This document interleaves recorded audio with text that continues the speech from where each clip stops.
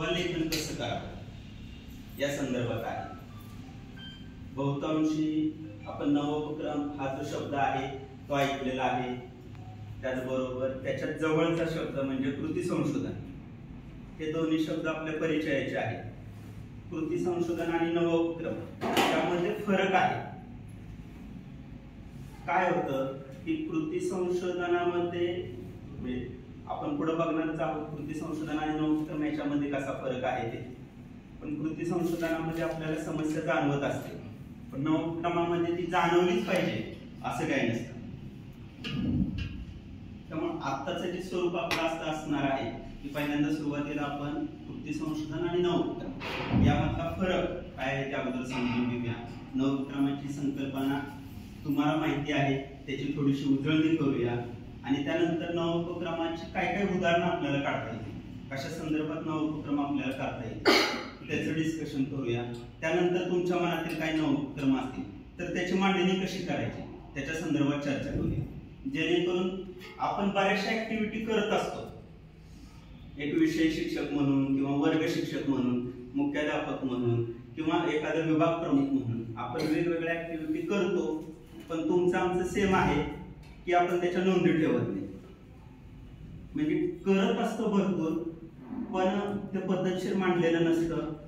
त्यामुळं कुठं स्पर्धेमध्ये सहभागी व्हायचं म्हटलं तर ते त्या पद्धतीनं उतरवलेलं नसतं। ह्या सगळ्या अडचणी आपल्या समोर असतात। मग ह्याचं लेखन कसं करावं ह्याचा नमुनाही मी तुम्हाला आज दाखवणार आहे। तर आपण सुरुवात करूया, ते म्हणजे कृती संशोधन आणि नवोपक्रम याच्या ज्या व्याख्या आहेत त्याच्या व्याख्या इथं दिलेल्या आहेत। खरं तर ह्या व्याख्येची थेरॉटिकली इथं गरज नाही, की आमच्या विद्यार्थ्यांसाठी आवश्यकता आहे, पण एक ओव्हरलुक म्हणून तुम्ही या ठिकाणी व्याख्या बघू शकता की कृती संशोधन आणि नवोपक्रमामध्ये कशा पद्धतीचा तो डिफरन्स आहे। या जर व्याख्या पाहिल्या तर कृती संशोधन ही एक सायंटिफिक मेथड आपल्याला असल्याचे दिसून येते, तुमची पद्धतशीरपणे त्या क्रमानेच केली पाहिजे असा अट्टहास त्या कृती संशोधनामध्ये असतो। या उलट नवोपक्रमामध्ये तसा कुठलाही अट्टहास नाही। पुढे आपण फरक बघणार आहोत दोन्हीचा, पण उदाहरण जर दोन्हीचं बघितलं तुम्ही तर आपल्याला पहिल्या स्लाइड मध्ये थोडाफार अंदाज यायला लागतो की दोन्हीत फरक कसा आहे। बघा की पहिल्या उदाहरणामध्ये असं म्हटलेलं आहे की इंग्रजी व्याकरणामध्ये आर्थिकच वापरताना येणाऱ्या अडचणींचा शोध घेऊन उपायांचा अभ्यास, परिणामकारकता अभ्यासणे, असा कृती संशोधनाचा विषय आहे।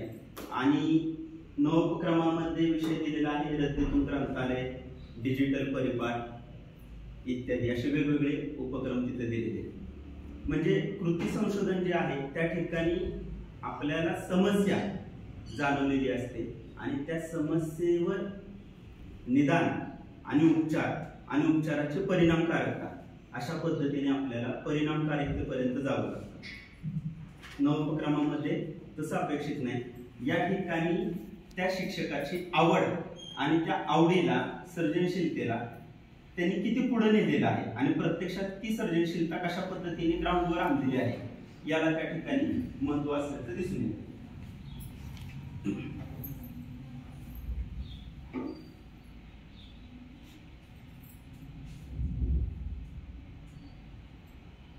आता तीन फरक आपल्या समोर आहेत। एक म्हणजे की कृती संशोधन ही अभ्यासपूर्ण, शास्त्रशुद्ध विचार व नियोजनबद्ध कृती असते असं मी म्हटलेलं होतं। त्या पद्धतीनुसार कृती संशोधनामध्ये पायऱ्या ठरलेल्या असतात, प्रकरणं ठरलेली असतात, त्या प्रकरणानुसारच आपल्याला कृती संशोधन पूर्ण करावं लागतं। म्हणजे याच्यामध्ये उदाहरण देत असतो की आता बहुतांश आपल्याला ते जवळचं उदाहरण आहे की लहान मुलं असताना त्याला मुंगी चावते, पण त्या लहान मुलाला मुंगी चावते म्हणून ते रडत आहे असं आपण म्हणजे कारण म्हणजे कॉज अँड इफेक्ट ज्याला आपण म्हणतो, म्हणजे कारण आणि परिणाम। पण काही वेळेस ते मूल नुसतंच रडत असतंय आणि त्यावेळेस आपल्याजवळ अनेक कारणं असतात। जशी की काय सांगता येतील आपल्याला, मी एक सांगितलं की त्याला मुंगी चावते, तसं आणखी काय कारण सांगता येतील?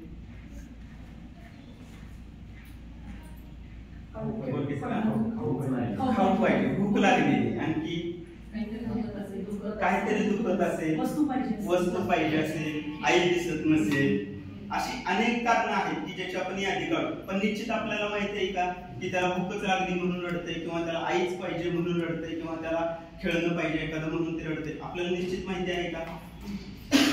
नाही माहिती. मग तिथं आपल्याला एक एक एक एक कारण टेस्ट करून घ्यावं लागतं. म्हणजे तू रडतोय ना, तर हे घे पहिल्यांदा खाऊ घे. खाऊन पण तो रडत नाही, म्हणजे त्याला खाऊची गरज नव्हती. मग आता त्याला काय पाहिजे? हे घे, खेळणं घे. खेळणं घेऊन पण तो गप बसतोय का? मग बसला, म्हणजे त्याला ते खेळणं पाहिजे होतं म्हणून रडत होता. असं आपण त्या इफेक्ट म्हणजे त्या कारणापर्यंत येतो कृती संशोधनामध्ये. पण ते पद्धतशीर मांडावं लागतं. या उलट नवोपक्रम जे आहे त्याच्यामध्ये काय म्हटलेले की ते स्वयंप्रेरणेनं स्वतःच्या प्रेरणेने ते केलं गेलं पाहिजे आणि नाविन्यपूर्ण असलं पाहिजे. त्याचबरोबर नवीनता हा मूळ त्या ठिकाणी हेतू असतो नवोपक्रमामध्ये. आता तुमच्या समोर मग वरती 2 उदाहरणं आहेत, त्याच्यातून तुम्हाला असं काही सांगता येईल का की सर हा नवोपक्रम होईल का कृती संशोधन होईल? असा मनामध्ये कुठला प्रश्न येतोय का? तुमच्या मनामध्ये कुठली अशी ऍक्टिव्हिटी आहे का, किंवा काय असं स्टेटमेंट आहे का? हे कशात येते? हे कृती संशोधन मध्ये येते की नवोपक्रम मध्ये? असं आपण डिस्कशन करत पुढे जाऊया.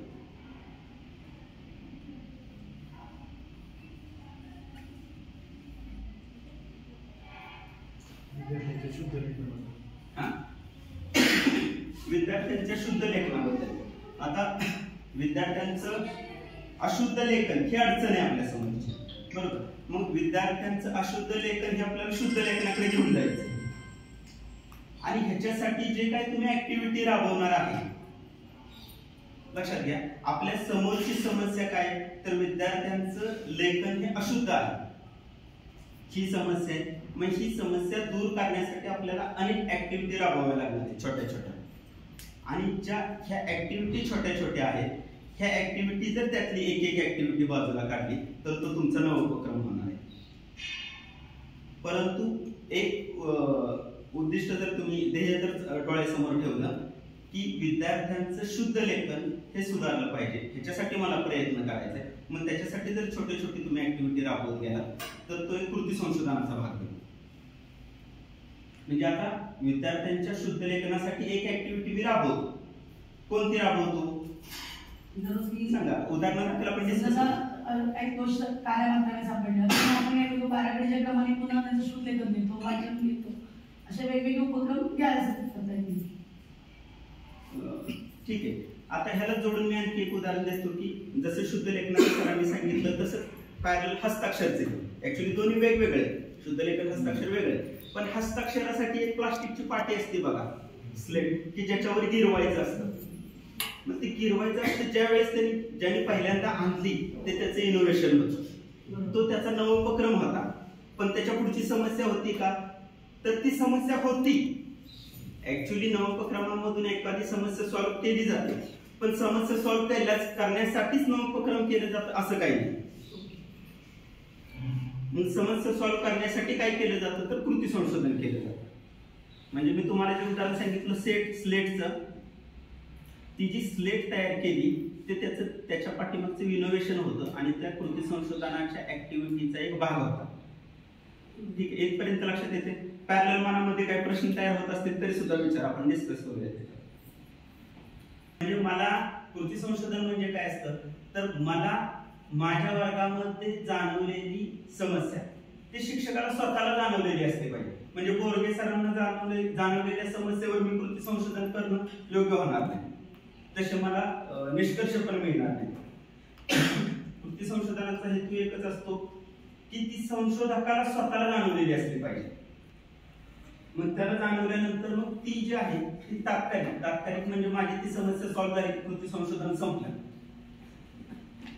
परंतु या उलट नवोपक्रमामध्ये ज्यावेळेस तुम्ही एखादा तो जो उपक्रम राबवत असता त्या उपक्रमामधून मिळालेले काय आउटपुट्स आहेत, निष्कर्ष आहेत, ते जर त्या स्तराला चांगल्या पद्धतीने त्याचा परिणाम होत असेल तर ते आउटपुट्स तुम्हाला ते सर्व समावेशक करता येतात. म्हणजे बाकीच्या शाळेमध्ये, बाकीच्या इयत्तांमध्ये सुद्धा ते राबवता येतात.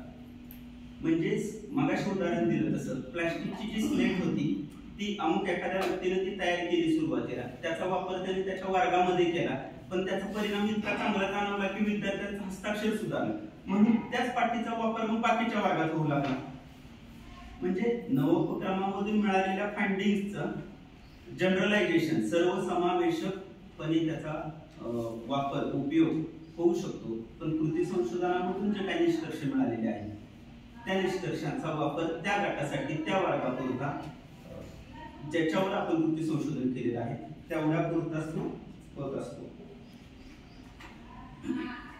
चौथा आपल्याला फरक तिथं पाहायला मिळतोय तो म्हणजे उपाययोजनांच्या परिणामकारकतेची वैज्ञानिक पद्धतीने तपासणी करणे केली जाते आणि या ठिकाणी शालेय व सहशालेय कार्यक्रमांचा अंतर्भाव असतो. मुळातच कृती संशोधन ही एक सायंटिफिक मेथड आहे, त्यामुळे त्या ठिकाणी जे आपण संख्याशास्त्रीय तंत्र वापरतो त्याच्यामध्ये तुम्ही टी परीक्षिका हे नाव ऐकलेलं असेल, तर ती टी परीक्षिका ही एक सायंटिफिक टेस्टिंगची मेथड आहे. ती टी परीक्षिका वापरून तुम्हाला मिळालेला जो डेटा आहे ज्याला आपण माहिती संकलित माहिती म्हणतो, त्या संकलित माहितीचं विश्लेषण करून निष्कर्ष काढले जातात. हे सगळं जे राहती प्रोसेस कृती संशोधनामध्ये राहते. याच्या उलट नवोपक्रमामध्ये असं कुठलीही सायंटिफिक मेथड वापरली जात नाही. म्हणजे आकडेवारी गोळा केलेली त्याचं व्यवस्थित त्याला स्टॅटिस्टिक अनालिसिस करून पद्धतशीरपणे निष्कर्ष काढलाय असं नवोपक्रमामध्ये होत नाही. नवोपक्रमामध्ये तुमच्या ऑब्झर्वेशन वरून सुद्धा निष्कर्ष काढले जातात. म्हणजे तुम्ही वर्गामध्ये गेलेला आहात, लहान विद्यार्थ्यांच्या वर्गात गेलात, तुम्ही ऑब्झर्वेशन केलं आणि ऑब्झर्वेशन वरून तुम्हाला दिसून आलं आणि त्याच्यावरून तुम्ही निष्कर्ष काढला, तर त्याला कुठला सायंटिफिक बेस किंवा कॅल्क्युलेशन्स किंवा आकडेमोड करण्याची गरज नाही. कारण ते तुमचं ऑब्झर्वेशन आहे, तुमचं ते निरीक्षण आहे आणि निरीक्षणावरून तुम्ही तो निष्कर्ष काढला. परंतु निरीक्षण ते एका वेळेचं आहे का? नाही. तर वारंवार केल्यानंतर तुम्हाला ह्या गोष्टी दिसत असतील की मला एकदा दिसलं, दोनदा दिसलं, पुन्हा पुन्हा मला असं जाणवलं. असं जाणवल्यानंतर मला हे असं वाटतं की इथं याच्यावर काम करणं गरजेचं आहे. मग तिथपर्यंत आपण येत असतो. हा दोन्हीतला आपल्याला मेन फरक त्या ठिकाणी सांगता येईल. 6 नंबरचा मुद्दा असा आहे की आराखडा निश्चित स्वरूपाचा असतो कृती संशोधनाचा आणि नवोपक्रमाचा आहे तो निश्चित स्वरूपाचा नसतो, लवचिक असतो. काही वेळेस जशा पद्धतीने नवोपक्रम बदलेल त्यानुसार त्याच्यामधलं आतल्या गोष्टी आहेत. म्हणजे कृतीपूर्व परिस्थिती काय आहे, नंतरची परिस्थिती काय आहे, उपक्रम काय आहे, त्याच्यामध्ये त्या उपक्रमाची पडताळणी कशा पद्धतीने केली, उपक्रमाच्या अंमलबजावणीचं मूल्यमापन कसं केलं, त्याच्यामध्ये थोडीफार लवचिकता त्या ठिकाणी आपल्याला पाहायला मिळते. आणि ते मुद्दा इथे राहिला 5 नंबरचा की नवोपक्रमामध्ये अभिरुची आणि जिज्ञासापूर्ती हे फलित असतात. म्हणजे मला बऱ्याच वेळेस असं वाटतं की माझ्याकडे एक कवित्वाचं अंग आहे, मला कविता रचायला आवडतात, म्हणून मग मी छान छान वर्गावर आधारित एखादी चारोळी तयार करेन, मी कविता तयार करेन, वर्गात गेल्या मुलांना ती ऐकवेन किंवा एखादा धडा चालू आहे त्या धड्यावर आचार्य मी शीघ्र कवीन, मला कविता लगेच सुचतात असं जर वाटत असेल तर त्या धड्यावर आधारित एखादी त्या कविता मी पटकन तयार करेन आणि विद्यार्थ्यांना ऐकवेन. काही वेळेस माझ्याकडे असं अंक असतं की दिलेल्या कविता आहेत त्या चालीमध्ये वेगवेगळ्या चालीमध्ये आपल्याला ती बसवायची सवय असते, असं माझ्याकडे वेगळा अंग आहे. मग आता मला थोडंसं वाटतंय की ज्या पुस्तकामध्ये कविता दिलेल्या आहेत त्या सगळ्या कविता मी वेगवेगळ्या अशा चालीत बसवणार आणि एकच कविता वेगवेगळ्या चालीत कशी म्हणून दाखवायची हे मी विद्यार्थ्यांना जरा गाऊन दाखवणार. माझ्याकडे ते अंग आहे म्हणून मी त्यात ते दाखवणार. मग हा आता हेच आपल्याकडचं अंग, आपल्याकडचा इंटरेस्ट आपल्याला नवोपक्रमामध्ये बदलवायचा असतो.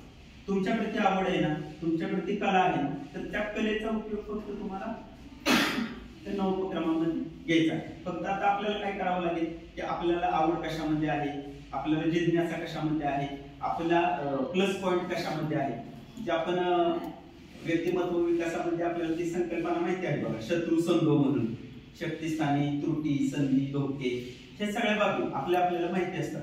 त्यातली मग आपली बलस्थानं कोणती आहेत ती ओळखून नवोपक्रमाला आपल्याला त्याची जोड देता येते.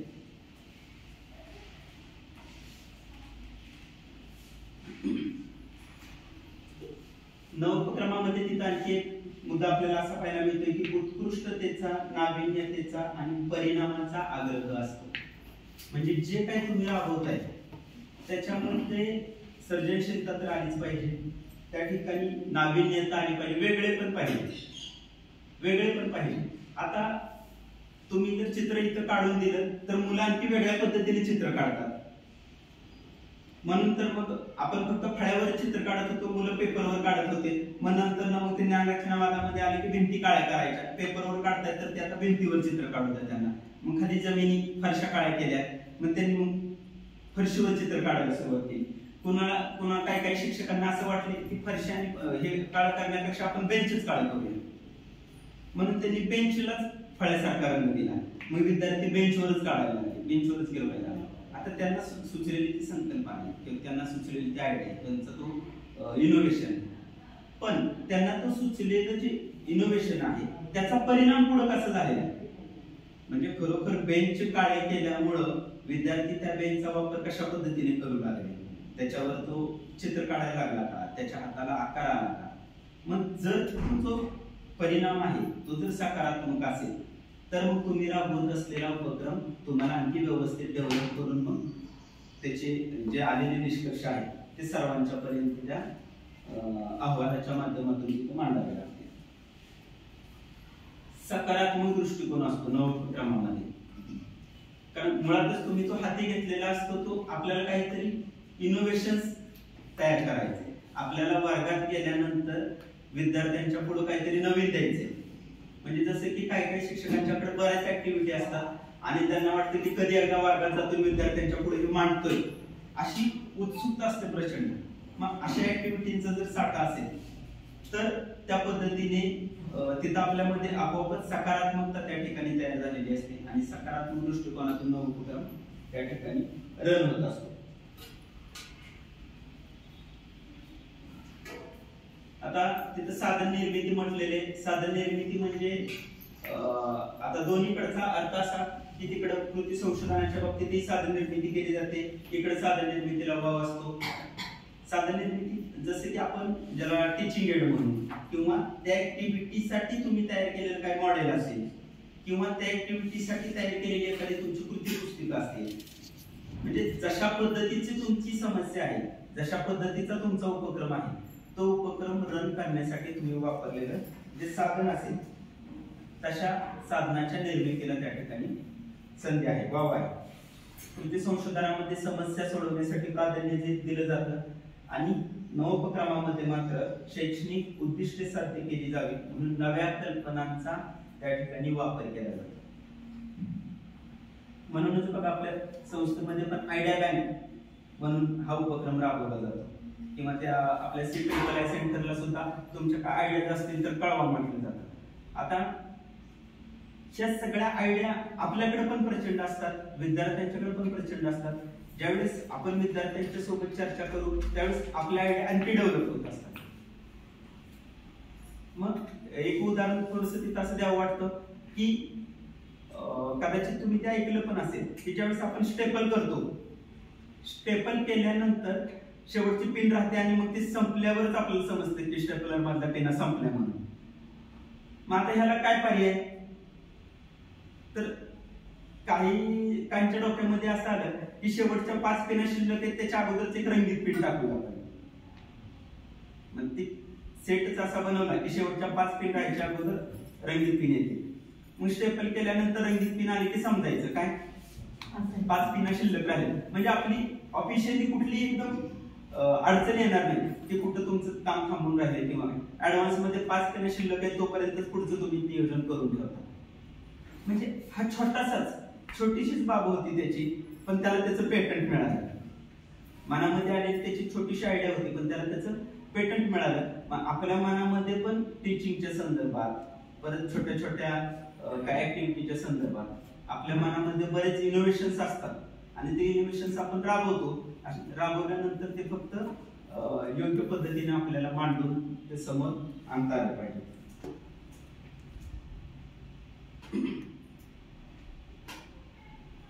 आता तिथं 11वा मुद्दा असा आहे की आपल्या कामाबद्दलची अस्वस्थता, असमाधान पायाभूत असतं कृती संशोधनामध्ये.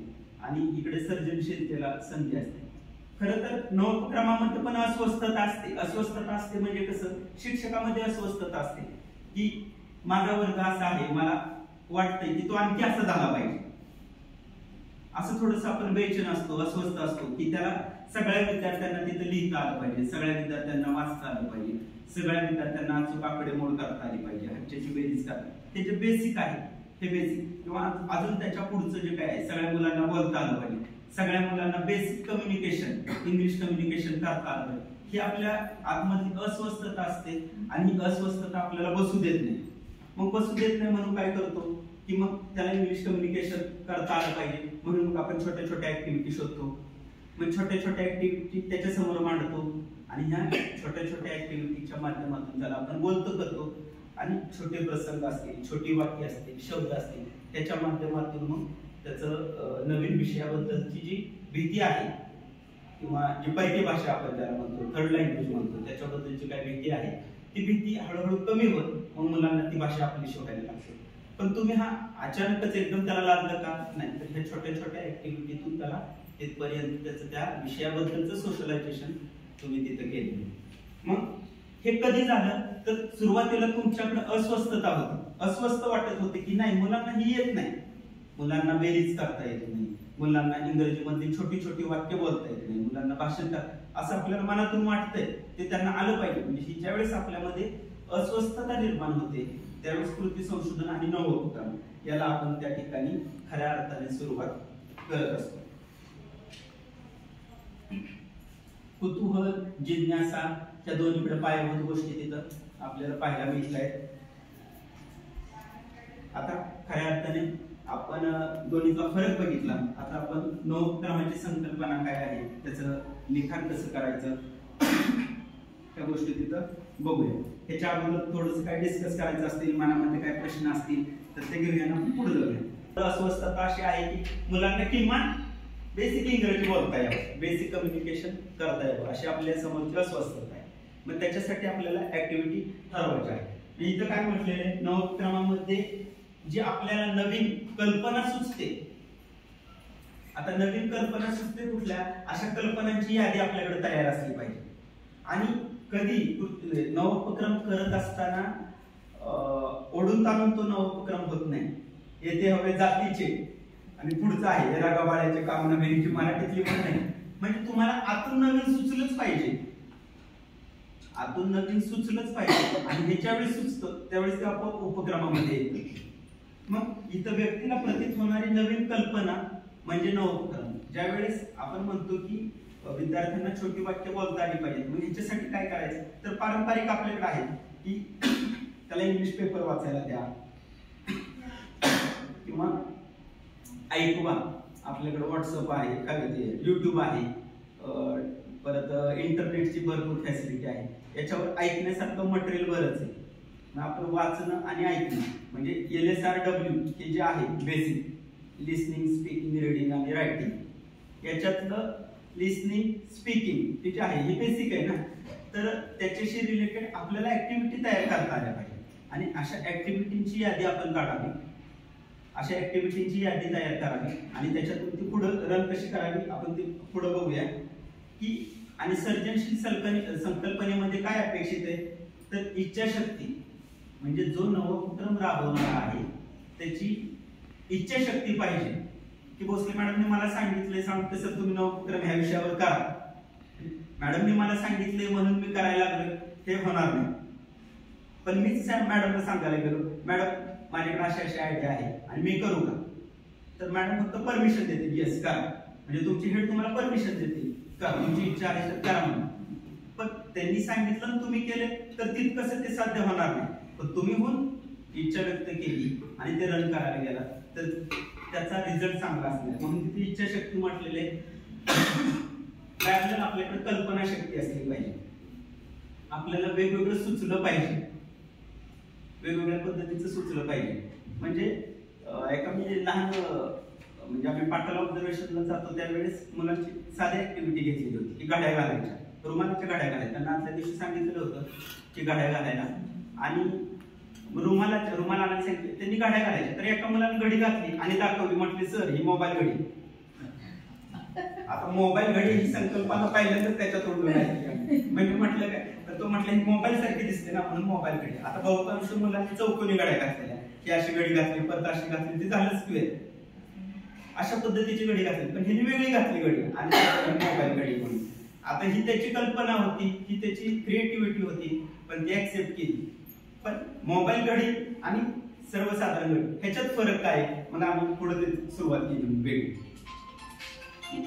मोबाईल घडी कशी आहे आणि आपली सगळ्यांनी घातलेली घडी कशी आहे या दोन्हीमध्ये काय फरक आहे का हे मुलांनाच निरीक्षण करायला लावलं. हे काय आम्ही वेगळं घेऊन गेलो नव्हतो किंवा पाठ्यक्रमामध्ये पण अगोदर पूर्वतयारीमध्ये काहीच केलं नव्हतं. ज्या वेळेला परिस्थिती तिथं आलेली होती. त्याचबरोबर कष्ट घेण्याची तयारी. आपण जे उपक्रम राबवणार आहे त्याच्यामध्ये सातत्य असलं पाहिजे आणि आपलं कष्ट म्हणजे नवोपक्रम हा तुमचा 1 दिवसापुरता 2 दिवसापुरता आठवड्यापुरता तेवढ्यापुरता झालाय आणि संपलाय. फोटो काढले अहवाल झाला आणि नवोपक्रम संपला असं तिथं होत नाही. त्या ठिकाणी म्हणजे आपण जसं म्हटलं की शिक्षकाची अस्वस्थता थांबली पाहिजे. म्हणजे तुम्हाला जी वाटत होतं की नाही असं अशा अडचणी आहेत क्रमानिका प्रास्ताविक हे जनरल त्या बाबी तुम्हाला माहिती आहे. 5वा मुद्दा आहे तो नवोपक्रमाची माझी गरज. नवोपक्रम ज्यावेळेस आपण मांडतोय म्हणजे आता आपण प्रत्यक्ष लिहायला सुरुवात करतोय नवोपक्रम पद्धतशीर त्यांच्यामध्ये ज्यावेळेस आपल्याला स्पर्धेला पाठवायचा असतो किंवा आपल्याकडे रेकॉर्ड म्हणून ते ठेवायचं असतं त्यावेळेस त्याची मांडणी कशी करायची ते आता आपण बघतोय की सुरुवातीला आपल्या नवोपक्रमाची गरज म्हणजे टायटल फिक्स झालं आपलं. मुखपृष्ठावर सुरुवातीला शीर्षक आपलं ठरवलं आपण नवोपक्रमाचं काय आहे तर एक छानपैकी आपल्याला टायटल पण सुचवता आलं पाहिजे की जी आपण ऍक्टिव्हिटी राबवतो त्याला टायटल काय द्यायचं शीर्षक काय द्यायचं की जसं आपण सुरुवातीला बघितलं की डिजिटल परिपाठ किंवा काय रद्दीतून ग्रंथालय हे जसं टायटल होतं शीर्षक होतं तसं आता आपल्या उपक्रमाला काय शीर्षक देता येईल. एक उदाहरण घेतच आता मॅडम पुढे जाऊ. हा उपक्रम का निवडला हे आपल्याला स्पष्ट असलं पाहिजे की हा उपक्रम मी का निवडतोय. सगळ्या प्रश्नांची स्पष्टता आपल्याला असली पाहिजे की मी हा उपक्रम का निवडला. मग माझं असं म्हणणं आहे की लर्निंग आउटकम्स अभ्यासक्रम मंडळाने दिलेले म्हणून हा निवडलाय का तो विचार करून कारण एक नाही अनेक येणार ना अनेक येणार बरोबर की अनेक एकच येणार नाही अनेक कारण येणार. म्हणजे मी हा उपक्रम का निवडला त्याचं कारण इथं तुम्हाला द्यावं. म्हणजे ह्या प्रश्नांची सगळ्या उत्तरं ज्यावेळेस आपण मांडू त्यावेळेस आपण तिथं गरज स्पष्ट होणार. हे क्षेत्र का निश्चित केले कसे निश्चित केले. आता आपण इंग्रजी शिकवतो इंग्रजीचे आपण टीचर आहोत म्हटल्यावर आपल्याकडे अनेक अडचणी येतील वेगवेगळ्या पण तरी सुद्धा आपल्याला असं का वाटलं की ह्याच्यावरच काम करावं असं त्याचं कारण पण आपल्याकडे तयार पाहिजे. मुलांना माहिती पण आहे बाबा आपली मराठी माध्यमाची मुलं असतात किंवा इंग्रजी माध्यमाच्या मुलांच्या बोलायला पुढे मागे पडू नये असंही मला वाटलं असेल. जॉब करताना म्हणजे त्यांना सतत इंग्लिश विषय चांगला नाही म्हणून त्यांना सततच अडचणीला सामोरं जावं लागतं. त्यांच्यात तेवढं हे आहे म्हणजे तेवढं कपेबल आहे पण त्यांना बोलण्याचं स्किल नाही म्हणून ती सतत मागे पडतात. तिथं जायचं तर ती मुलं मागच राहतात. म्हणजे आता ते आहेत. आता समजा तुम्ही 5वी 6वीला तो राबवत असाल तर ते सतत मागं पडतात हे तुमचं ऑब्झर्वेशन आहे. कृती संशोधन नवोपक्रमामध्ये ज्यावेळेस आपण अशा स्टेटमेंट करतो त्याला आधार असला पाहिजे. म्हणजे आपण बोलता बोलता म्हटलं की ती मुलं सतत मागं पडतात ह्याला आधार काय आधार काय आधार हे शोधायचं म्हणले की त्याला परत चाचणी आली. चाचणी गरज नाही. नवोपक्रमामध्ये कुठलीही चाचणी घ्यायची नाही कुठले निष्कर्ष म्हणजे असे स्टॅटिस्टिकली कुठं मांडायचं नाही. तुमचं ऑब्झर्वेशन तुम्ही मांडायचे. म्हणजे आधार म्हणजे आपण इतर अनुभव की याच्या अगोदर जी घडून गेलेली मुले त्यांचे अनुभव करून मग हा तुमचा आलेला अनुभव आहे तुमचं जे निरीक्षण आहे ते तिथं मांडावं लागतं की माझ्या निरीक्षणामध्ये मला असं जाणवलं मला आलेला अनुभव तो असा होता ते तिथं कारण तो तुमचा अनुभव आहे किंवा माझ्या वाचनात असे आले मग कुठं वाचनात आलं काय आलं त्या पुस्तकाचा संदर्भ टाकून आपण तिथे लिहू शकतो. पण जर जनरल म्हटले की मुलं इंग्रजीमध्ये मागं पडतात मग हे स्टेटमेंट ह्याला आधार काय ह्याला आधार नसेल तर मग तुम्ही तिथं त्याला आपण म्हणतो ते पारावरच्या गप्पा मग ते तसं लिखाण म्हणा तसं लिखाण नको तिथं. मग हे क्षेत्र का निवडलं निश्चित का केलं ते निश्चित कसं केलं मग आपण त्याला योग्य म्हणून अध्ययनिष्पत्ती महत्वाचं आहे. कारण की मगाशी म्हटलं तसं मुलांना जर कम्युनिकेशन शिकवायचं असेल तर आतापर्यंत ज्यांची व्याख्यानं ऐकली असतील तर त्यांनी सगळ्यांनी सांगितलेलं आहे इंग्रजी पेपर वाचा, इंग्रजी व्याख्यानं ऐका, भाषणं ऐका, बातम्या ऐका, हे सगळं सांगितलेलं आहे. ठीक आहे. त्याच्यापेक्षा आपण वेगळं काय करतो, म्हणजे आपल्याकडं इतरांच्या पेक्षा वेगळे पण काय आहे का? मग तसं वेगळे पण काय असेल तर पण तसं पण आपल्याला इथं नमूद करावं लागेल की या उपक्रमामध्ये हे असे वेगळेपण असल्यामुळे इथं हा नवा उपक्रम गरजेचा आहे असं वाटतं. काम कुठे, कोणासाठी, किती वेळ आणि किती खर्च करायचं हे आपल्याला क्लिअर असलं पाहिजे सुरुवातीला.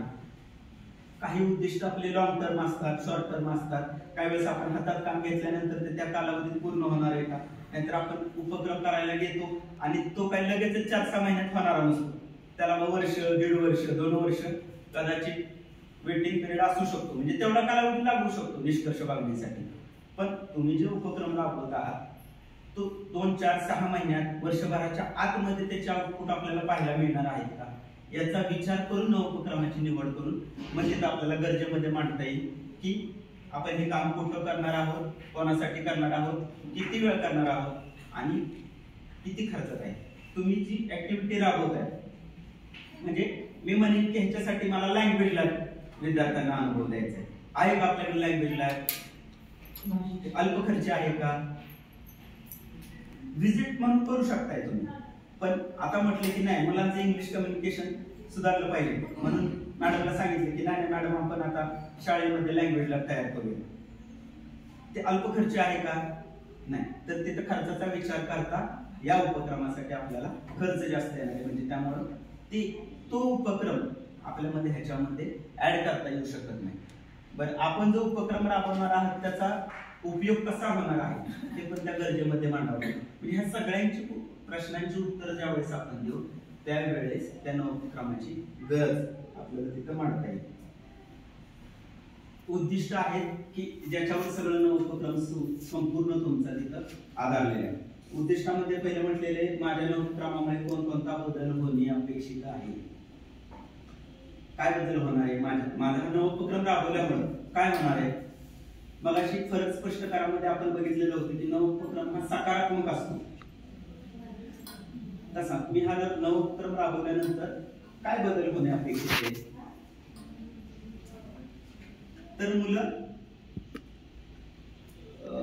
काय साधं संभाषण म्हणजे किंवा साधं सोपं सुटसुटीत असं संभाषण करू शकतील इंग्रजीमधून, असा बदल अपेक्षित. एखाद्या वस्तूबद्दल 2-3 वाक्य बोलू शकतो, उत्स्फूर्तपणे बोलू शकतो असेल, कॉन्फिडन्स डेव्हलप झाला असेल किंवा शब्दसंपत्ती वाढली असेल, संपत्ती वाढली असेल त्यांची, हे शब्दांचा शोध घेत असतील.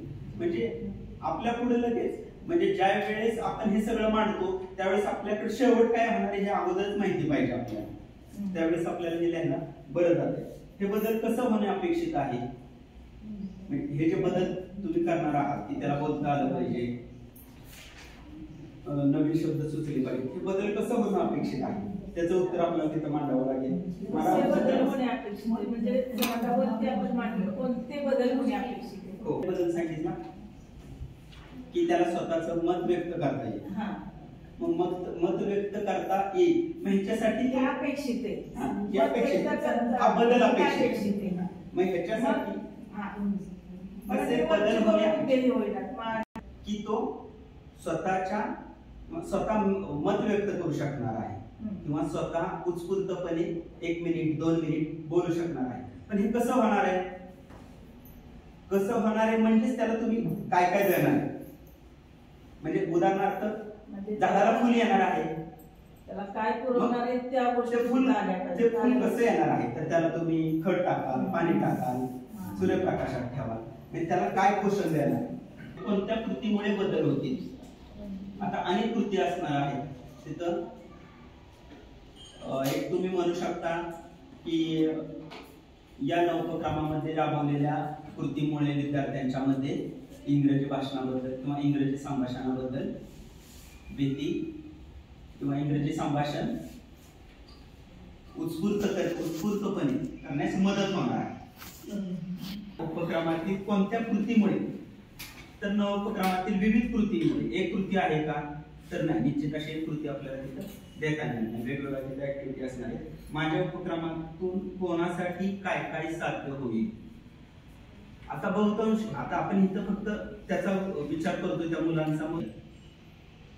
आता हा नवोपक्रम आता झाली म्हटलेले आहे तिथं नियोजनाच्या भागामध्ये घेणार आहोत.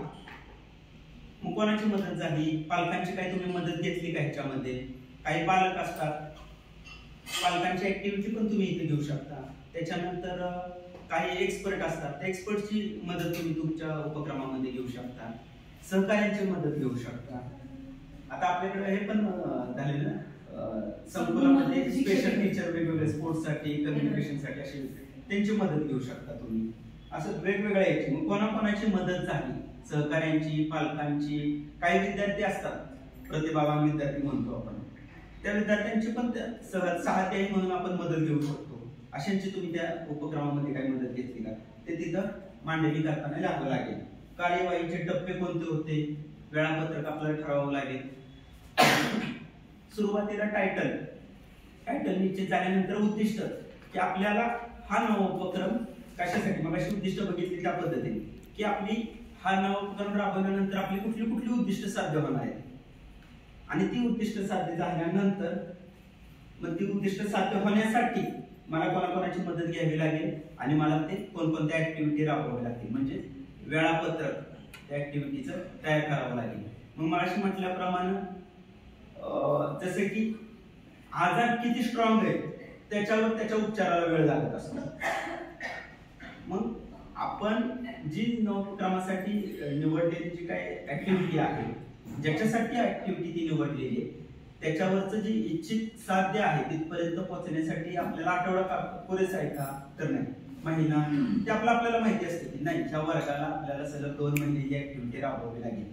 त्यावेळी 2 महिन्यानंतर हा आपल्याला इच्छित असलेला परिणाम त्या ठिकाणी दिसून येईल. मग तो वेळापत्रकामध्ये आपल्याला तशा पद्धतीने व्यवस्थित बसवावा लागेल ऍक्टिव्हिटीनुसार. मी कोणती साधने तयार केली, प्रत्येक ऍक्टिव्हिटीला मी कोणती साधनं वापरली, ते तशा पद्धतीने आपल्याकडं तयार पाहिजे. मी माझ्या उपक्रमाची खात्री केली का आणि कशी? आता हे कसं करणार? हा उपक्रम अगोदर कोणी घेतलाय का? हा उपक्रम अगोदर कोणी घेतलेला आहे का?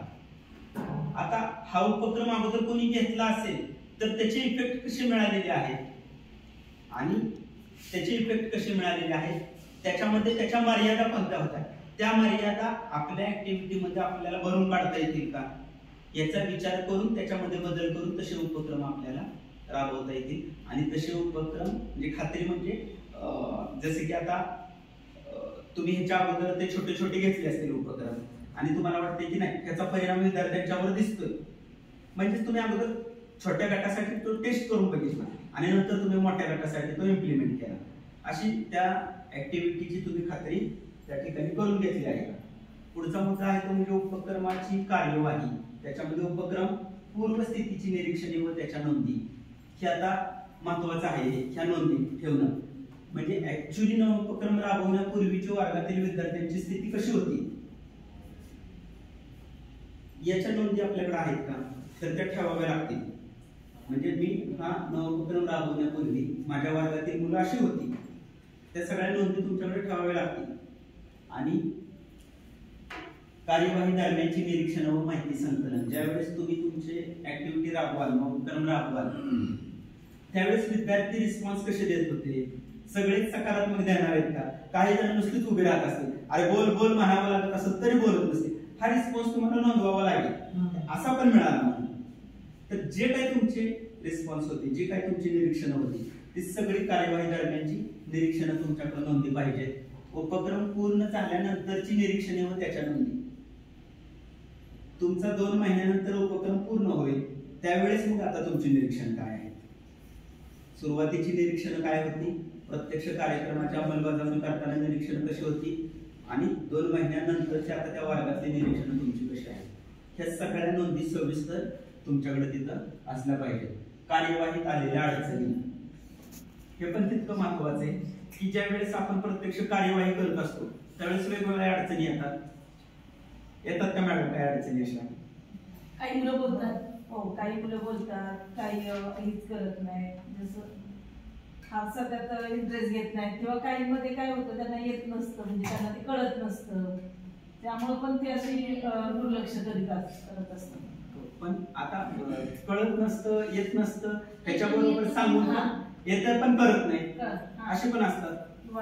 त्यांना ते म्हणजे मनात एक भीती असते की आता मी बोलू का नको, जाऊ पण माझं चुकलं तर. मग आता ह्या अडचणींची पण यादी आपल्याकडे पाहिजे आणि अडचणींची यादी आणि ह्याच्यावर आम्ही काय केलं म्हणजे पुन्हा पुन्हा सांगून सुद्धा ऐकत नव्हती किंवा पुन्हा पुन्हा कृती करायला जाऊन सुद्धा करत नव्हती. मग ह्याच्यासाठी काय केलं तसं आपल्याकडे ती लिस्ट पाहिजे की आलेल्या अडचणी कोणत्या होत्या आणि त्याच्या समोरच या अडचणींसाठी आम्ही काय केलं, मी काय केलं, तशा पद्धतीने म्हणजे एवढं आपल्याला मायक्रोमध्ये ते लिहावं लागेल, सविस्तर लिहावं लागेल. त्यावेळेसच ते त्याच्यावर आपल्याला काम व्यवस्थित करता येईल. माहितीचे विश्लेषण, आता हा जो भाग आहे माहितीचे विश्लेषण हा कृती संशोधनामध्ये गरजेचा असतो, पण इथं अगदी स्टॅटिस्टिकली सांख्यिकी दृष्ट्या आकडेमोड करून मांडावा असं अपेक्षित अजिबात नाही. तुम्हाला जे निरीक्षण आलेले ते थेरॉटिकली जरी तुम्ही लिहिले तरी सुद्धा या ठिकाणी क्रमामध्ये ते चालतं. ते निरीक्षणावरून तुम्ही तिथं लिहू शकता. आवश्यकता वाटेल तर तुम्ही आले तथ्य त्याचा वापर करू शकता, त्याच्यावरून निष्कर्ष आपण काढू शकतो. पुढचा मुद्दा आहे फलनिष्पत्ती, ज्याला आपण आउटकम्स म्हणतो. यशस्वीता, नवोपक्रमाची यशस्वीता ही कशी लिहायची तर उद्दिष्ट निहाय यशस्वीतेची तुम्ही मांडणी तिथं केली पाहिजे. मग उद्दिष्ट सुरुवातीला मांडली होती, त्या पहिल्या उद्दिष्टाला अनुसरून ते उद्दिष्ट कितपत साध्य झालं ते आपल्याला तिथं मांडता येईल. माझ्या उपक्रमामुळे कोणकोणते बदल झाले, म्हणजे सुरुवातीलाच आपल्याला म्हणजे घर बांधायला सुरुवात करायच्या अगोदरच ते घर असं दिसणार म्हणून आर्किटेक्चर आपल्याला फोटो देत असतात. नवोपक्रम राबवायच्या अगोदरच मुलं माझी अशी दिसणार आहेत, ते आपल्याला अगोदर आर्किटेक्चरने दिलेल्या रंगीत कॉपीसारखी मुलं दिसली पाहिजे. म्हणजे ती दिसतायत का, त्याची दिसली पाहिजेत, म्हणजे ती सगळी कुठं दिसणार तर उद्दिष्टामध्ये दिसणार. आणि नंतर ज्यावेळेस आपण फल निष्पत्ती बघतो त्यावेळेस माझ्या उपक्रमामुळे कोणकोणते बदल झाले ते तसं दिसतंय का खरोखर. आता आपणच आर्किटेक्चर आहे, मग आपण जसं ड्रॉइंग तयार केलेलं होतं मुलांच्या बाबतीत की अशी ती उत्स्फूर्तपणे ऐनवेळी दिलेल्या विषयावर 1 मिनिटं बोलावे, त्यांच्यामध्ये रोगप्रतिपणा यावे, त्यांची शक्तिसंपत्ती वाढावी, असे आपले वेगवेगळे होते मुद्दे. मग त्याच्यानुसार त्याच्यामध्ये तो बदल दिसून आला का तर त्यानुसार ती फलनिष्पत्ती लिहायची. माझ्या उपक्रमामुळे कसे बदल झाले ते तिथं मांडायचे. मी उपक्रमासाठी काय केले, साधन निर्मिती कोणकोणती केली ते मांडायची. माझ्या कोणत्या कृतीमुळे बदल झाले. आता कृती बऱ्याच होत्या पण सेपरेशन करता आले की अमुक अमुक कृतीमुळे अमुक झालं तर ते उत्तम. आणि ह्या सगळ्या कृतींच्यामुळे एक वाक्यतेने असे परिणाम दिसून आले तसं लिहिलं तरी सुद्धा चालतं. तिथं माझ्या उपक्रमातून कोणासाठी काय काय साध्य झाले. आता आपण विशिष्ट एखाद्या गटासाठी काम करत असो तर त्यांच्या बाबतीतच लिहिता येईल. पण जसं आपण मगाशी बघितलं की आपल्या नवोपक्रमाचा कोणाकोणासाठी उपयोग होणार आहे, वेगवेगळ्या घटकांसाठी उपयोग होणार असेल तर त्या पद्धतीने लिहिता येईल. शेवटी आपण एक उदाहरण बघितल्यानंतर लक्षात आणखी आपल्याला ते क्लिअर येईल. शेवटी समारोप लिहित असताना जी आपली अस्वस्थता होती ती सुरुवातीला वाटत होतं की मुलांना इंग्रजी बोलता येत नाही, आलं पाहिजे, तर ही अस्वस्थता दूर झाली का हे आपल्याला समारोपामध्ये मांडावं लागेल. आणि ती कशी दूर झाली हे सारांश स्वरूपामध्ये तिथं मांडावे लागेल. आणि गुणवत्ता वाढीसाठी तुमच्या नवोपक्रमाचा कसा फायदा झाला ते तिथं समारोपामध्ये तिथं मांडता येईल. संदर्भ ग्रंथसूची, कोणकोणती पुस्तकं वापरली आपण, पुस्तकाचं नाव, लेखकाचं नाव, वर्ष, प्रकाशन, या सगळ्या गोष्टी तिथं नमूद करायला लागतील.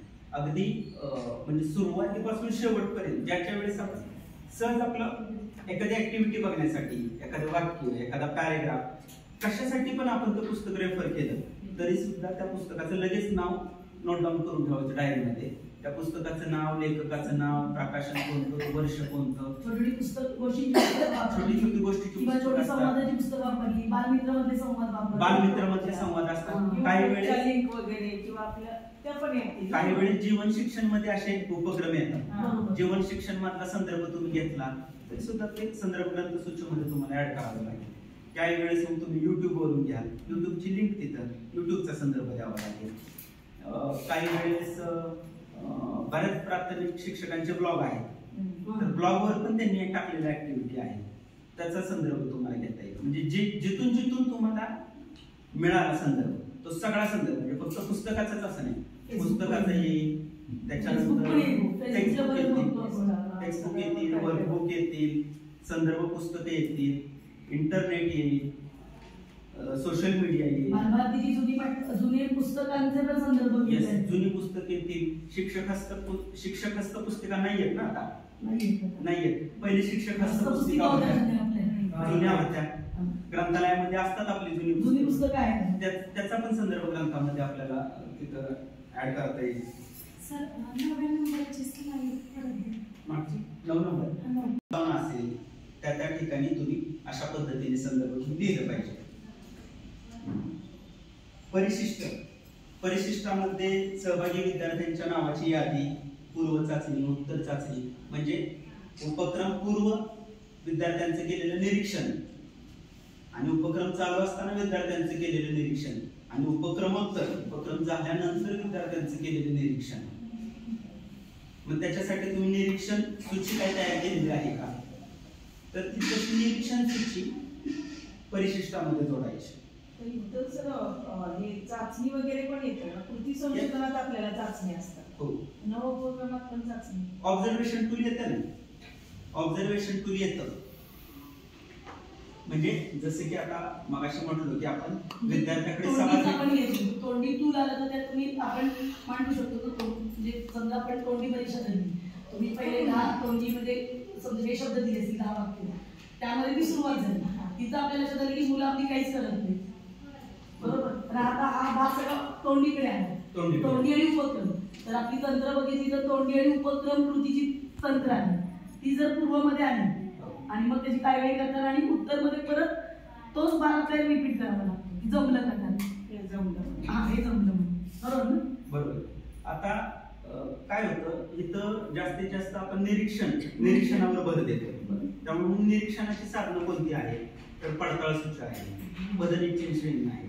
पण कृती संशोधनामध्ये आपण काय करतो की पूर्व चाचणी आणि उत्तर चाचणीमध्ये आपण एखादा पेपर तयार करतो आणि पेपर सॉल्व्ह करायला देतो आणि त्यांनी तो चेक केल्यानंतर त्याला मिळालेले गुण, पूर्व चाचणीमध्ये एवढे गुण मिळाले आणि उत्तर चाचणीमध्ये एवढे गुण मिळाले, दोन्हीची तुलना करतो.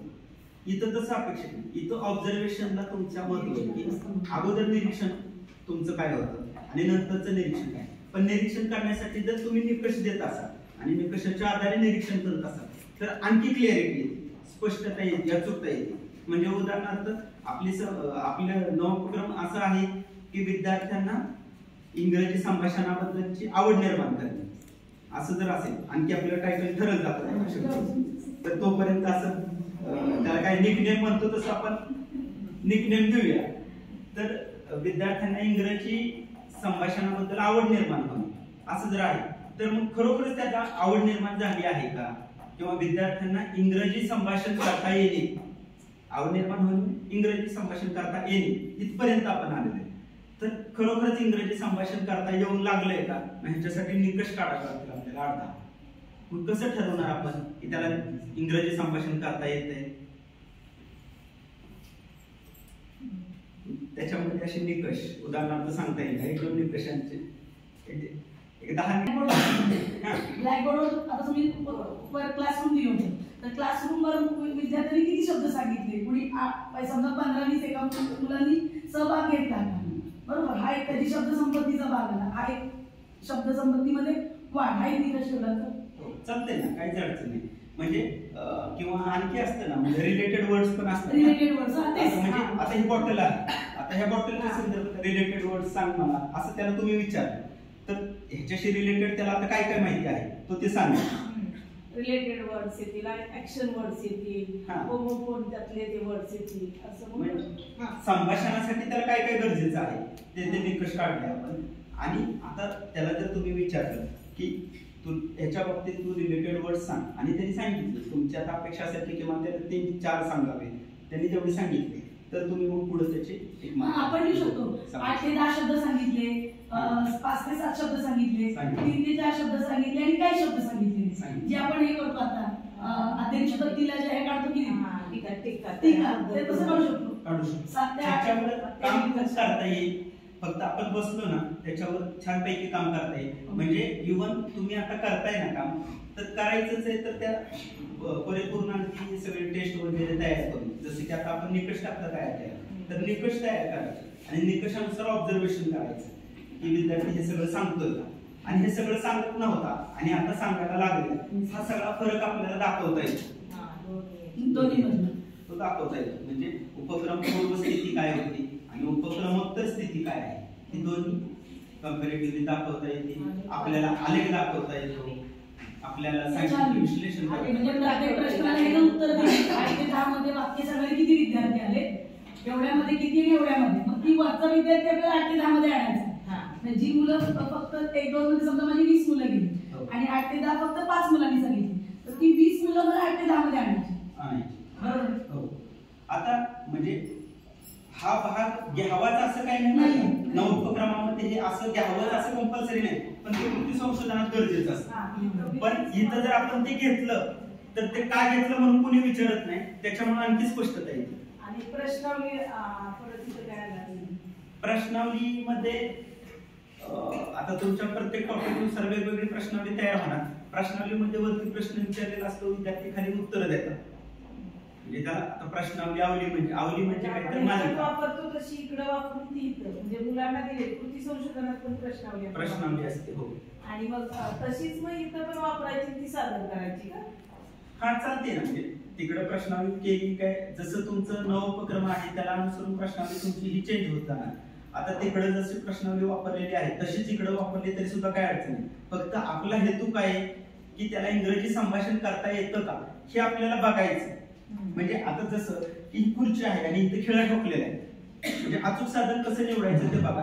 आता खिळा इथं ह्या खुर्चीला इथे खिळा ठोकलेला आहे आणि खिळा ठोकण्यासाठी मला कोणत्या साधनाची गरज आहे? हातोडीची गरज आहे ना. मी त्याला स्क्रूड्रायव्हर वापरून चालेल का?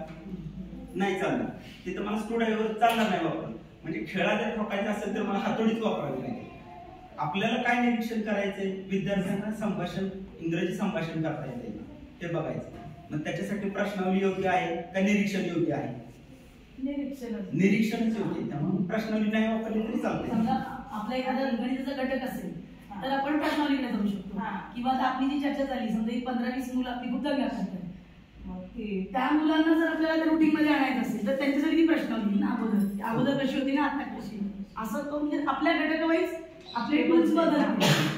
आणि काय होतं प्रश्नावलीमध्ये आदर्श उत्तर देण्याकडे भर असतो. आदर्श उत्तर मिळू शकतात. चला बोलूया का? संवाद साधूया. असं सहज साधू त्याचा उल्लेखच नाही करायचा, पण ते असं काय काय बोलूया म्हणजे काय करायचे असं, म्हणजे इंग्लिशचा तिथे उल्लेखच करायचा नाही. पण असं मुलांना असं चला बोलूया, काय बोलूया इंग्रजी मराठी गोष्टी काय काय माहिती, मग त्यावेळी मी ते उघडणार ना की काय बोलणार आहे त्यात असं. चला संवाद साधूया. अजून दुसरं तुम्हाला आता एक उदाहरण दाखवतो. आता काय झालंय आपली